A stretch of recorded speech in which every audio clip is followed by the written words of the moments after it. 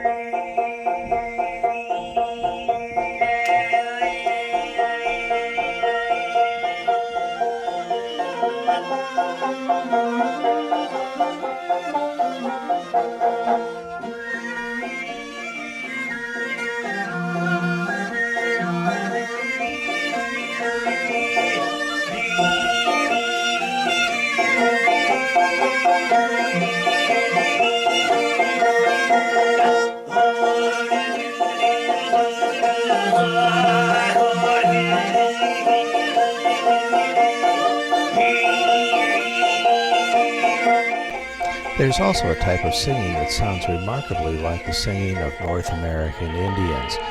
Here at the Naadam Festival opening, you can hear that kind of music.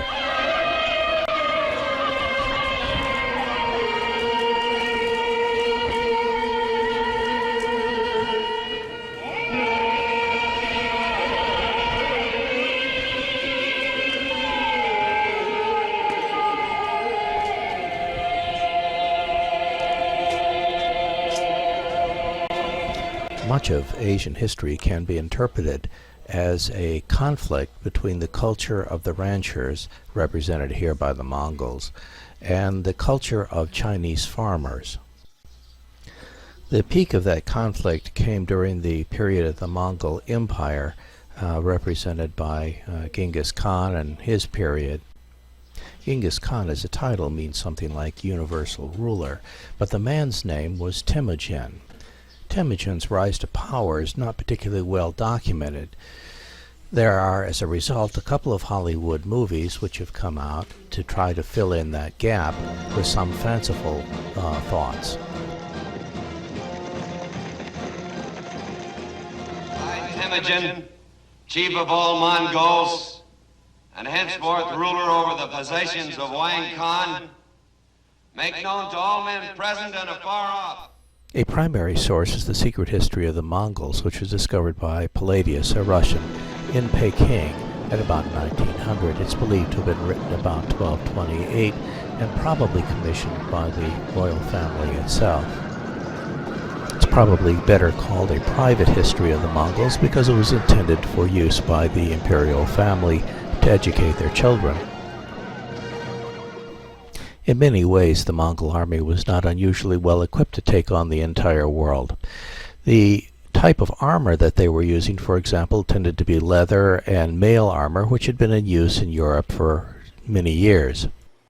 These boots show scale armor, though, which I've never seen in a boot. The Mongols did have one super weapon, which they shot from horseback, and that was the short compound bow. This bow is largely made of horn and sinew, and the result is that it has a tremendous drawing power and striking power. This display in the Ulaanbaatar History Museum also suggests that the arrows were tipped with poison, which is something that I hadn't heard before. After unifying the Mongols, Genghis Khan struck first to the east and then to the west in order to expand his empire. In the meantime, we shall move westward. With China safely in the hands of Jebai, Subudai will move north into Russia, while Kasa drives south to bring India to her knees.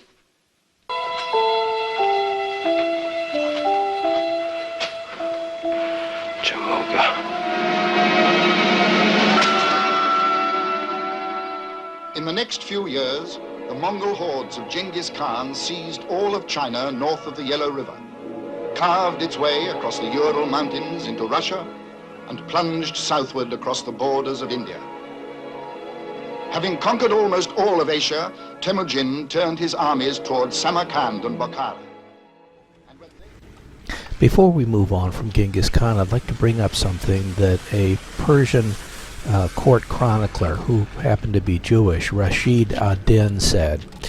And that is that Genghis Khan's clan was noted for being red-haired and green-eyed.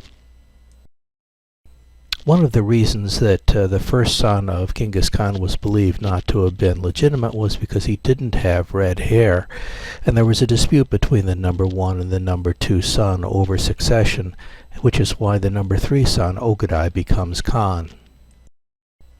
Genghis Khan was also surprised that his grandson, Kublai Khan, had dark hair and not red hair. Now, in addition to what Rashid tells us, we also know from Marco Polo that Kublai Khan did have dark hair, but Marco Polo remarks that Kublai Khan was unusually light-complected, and he had a slight reddish tint in his complexion. Welcome to Karakoram, the capital of the Khan's empire. Frankly, Karakoram was never very much. The missionary William of Rubruck, 13th century, dismissed the city as being no bigger than a suburb of St. Denis in Paris. Then there was Giovanni di Planio Carpini, also about the same period of time. He sent an envoy to the Mongols in 1245 by Pope Innocent IV, and he described the city vaguely as at the distance of a year's walk from Rome. The city never had much time to expand.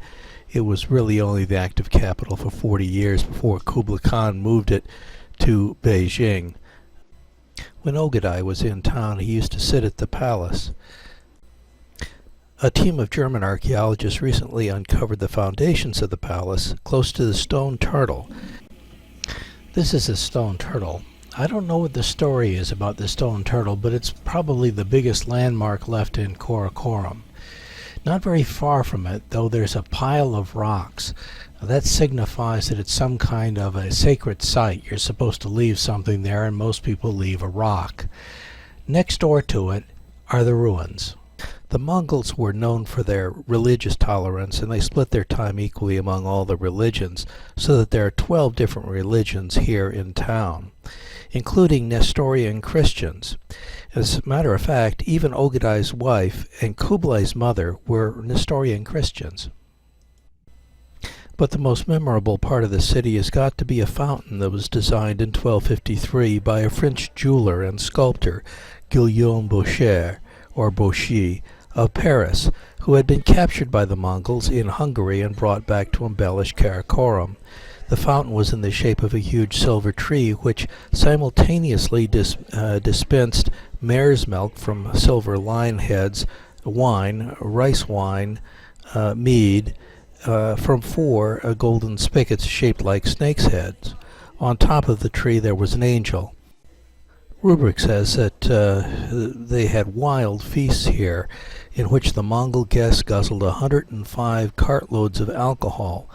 There are also quarters for artisans here, and it was populated largely by people who were frankly not Mongol and who had been brought back to Karakorum from all over Asia in order to enhance the empire. If you want to see the construction of Karakorum these days, you have to go over to the local monastery, because the local monastery was built out of the bricks from Karakorum, and so those bricks date back to the Khan's imperial city. Kublai Khan moved the capital to Beijing and established a summer palace called Xanadu. In the 17th century, there was sort of a mobile capital of Mongolia. It made some 25 moves that we know of over the course of about a century or so. In 1706, the name of the capital was Kuri, which just means camp. But by 1778, Korea was erected basically where it is today, that is at Ulaanbaatar. Then it was called the City of Felt. Later it was just the Great Camp. In 1911, Mongolia was first proclaimed independent from China, and the city became the capital of what was then called Outer Mongolia. In 1918, it was invaded by the Chinese, and then 3 years later by the Russians.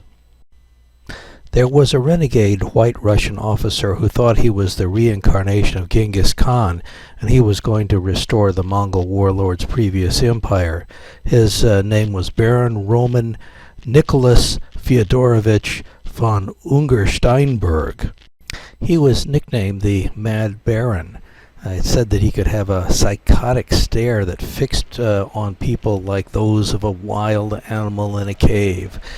He spoke in a high-pitched voice, and his bulging forehead bore a huge sword scar which pulsed with red veins whenever he grew agitated. As a finishing touch, one of his eyes was slightly larger than the other. He was backed in part by the Japanese, but of course the Bolsheviks caught up with him and executed him. In any event, that brings us up to where we are with the Mongolian version of Red Square in front of us. The name of the capital is now Ulaanbaatar, which means Red Hero. The country was now under Russian control, and the Soviets came in and destroyed much of the old architecture, including the old Tsarist buildings. They shut down the monasteries, except for a few that they kept as museums. In 1990, the country went democratic, but the Communist Party retained its control of the country, changing its name to the Revolutionary Party. When I landed in Ulaanbaatar, there had recently been elections, which the Democrats thought that they ought to have won. Nonetheless, the ruling party declared the election results in its favor.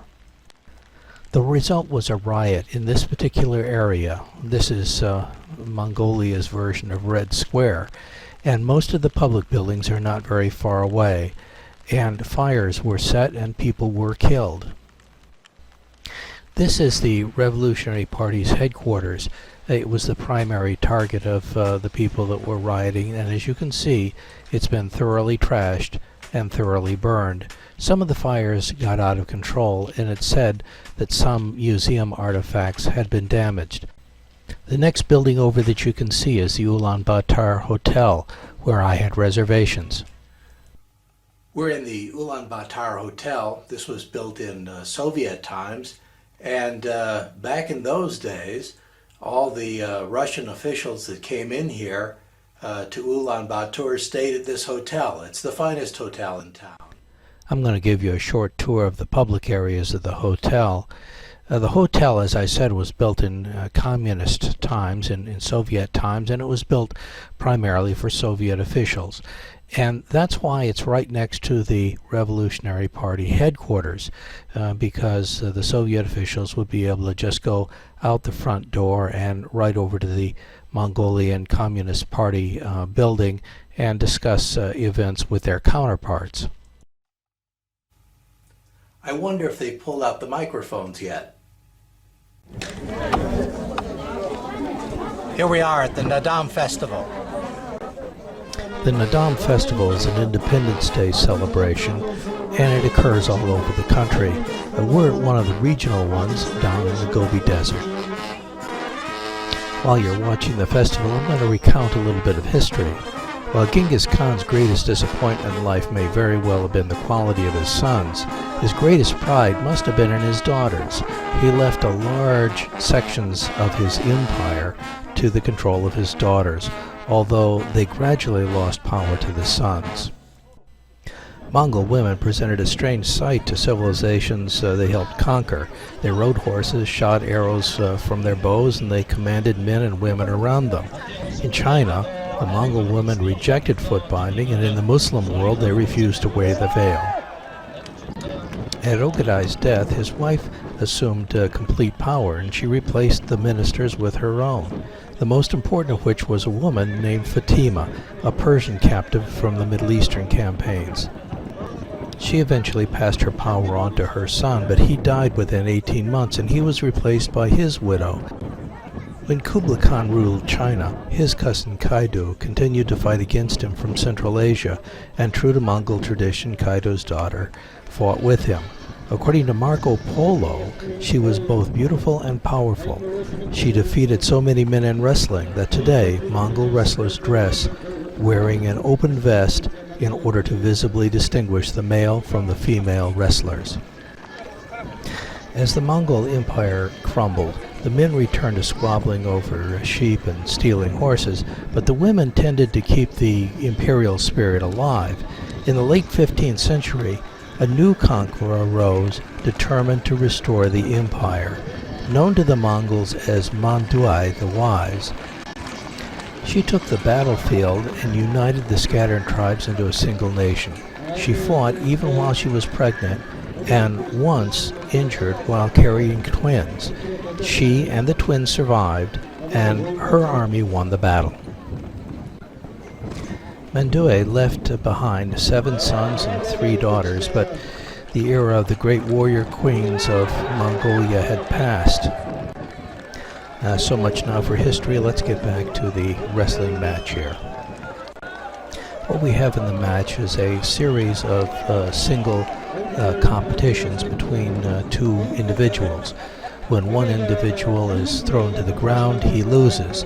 The other has a cap put on his head and is declared the winner, and he does what's called the eagle dance, which you see here. It's probably as much posturing as you're going to see anywhere. From that point, he proceeds over to the judge's bench, where he receives all the rewards that are due to the winner, which includes a bowl of fermented mare's milk. I've had fermented mare's milk. It's a thin milk. It's sweet, and it has about as much alcohol in it as beer.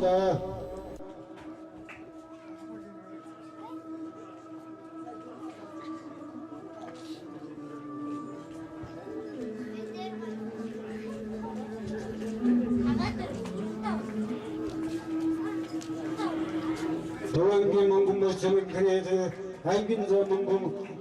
Of course, the winner of the competition is not the only person enjoying the fermented mare's milk. People get it in the stands as well.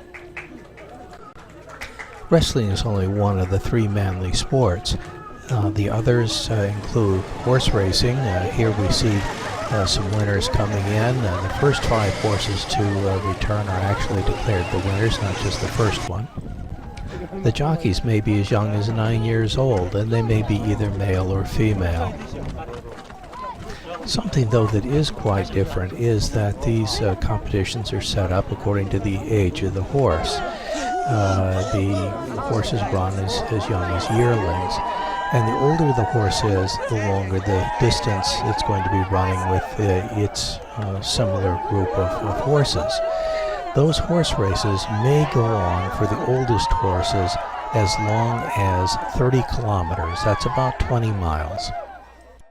Did you notice that one of the horses came in without a jockey? The jockey was lost several kilometers ago, but the horse came in anyway. At one point it was leading the pack, but when it crossed the finish line it came in number 2. Now, a horse that comes in without a jockey is not disqualified. It's still a winner. The only thing that happens is it's placed back 1 place. So because it came in second place, it would be given a 3rd place finish. Winning horses are given a blue ribbon, like they are in many places, except this is a really big blue ribbon. In addition, they're going to be curried down and taken care of immediately after the race. This horse is being filmed for local TV broadcast.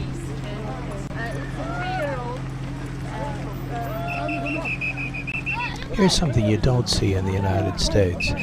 This horse's tail was tied for the race. Apparently, the Mongols believe that the horse is going to run better if the tail is not flopping in every direction. On the final day, all of the horses that were winners from all of the races get together at the arena for the presentation of their awards and for their award ceremony.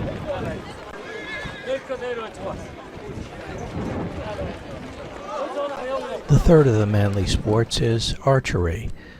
Here we're stringing a bow, breaking it across the knee to bring the string up.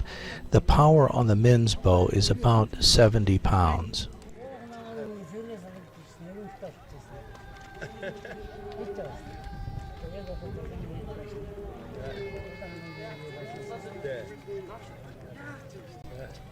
Those people downrange are the man's competitors, and they're going to be picking up the arrows and fixing up the targets when they're hit.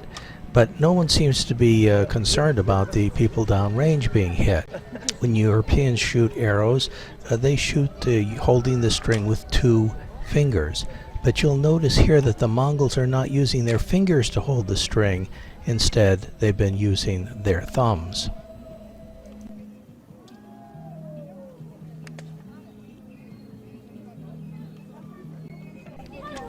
Like with horseback racing, there's no problem with women or even children competing on the archery event.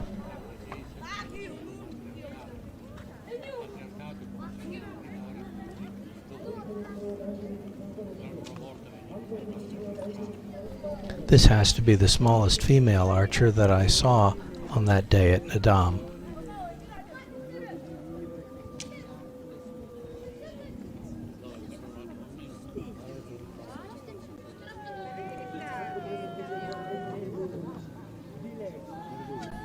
We're going to be moving now from the Naadam Festival to Roy Chapman Andrews and the 1920s expedition which he led for the American Natural History Museum into the Gobi Desert.